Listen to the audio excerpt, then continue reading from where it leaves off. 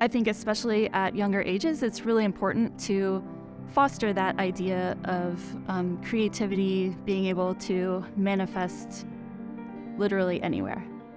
I wanted it to be a project that felt really approachable to any student, no matter where their artistic skills lie or their interests lie. It's something that every single student could do. We all brought a very different sort of perspective to this same project. I think it's so important for young people to know their voice. So I wanted to support the opportunity to create space where young people could bring their voice into their art, being able to have a place where they felt comfortable and confident enough to share that. I have this point of view where I tend to see things as frames of a movie. And so part of one thing I wanted to bring to the students was adjusting how they were looking at the world as though they were changing the lens, the frame in which they were looking at. My artwork focuses on finding magic in the mundane moments, and so I really wanted to bring that same concept to the kids. Each student would receive one just simple craft paper blank book and a toolkit that had tape and glue and some colored pencils, some small envelopes and bags for collecting artifacts.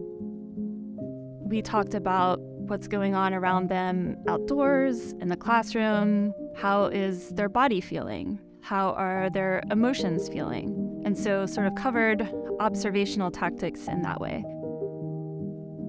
We also talked about different ways to document those observations.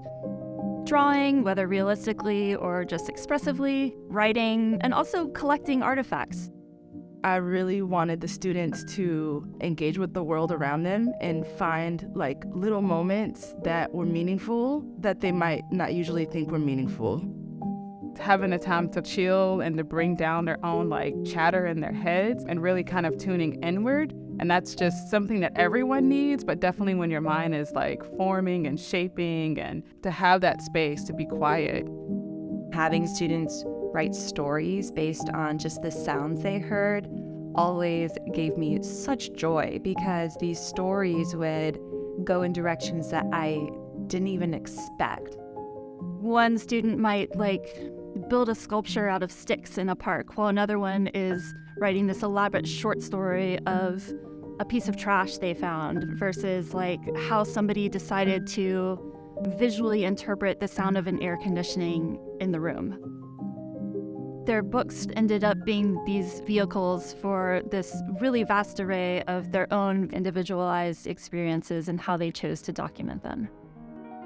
I think the project helped the kids to see things that they usually didn't see, and helped the kids to slow down and just really notice things. The long-term takeaway from a project like this is the fact that art, nature, and embodying what they're thinking can help them in life.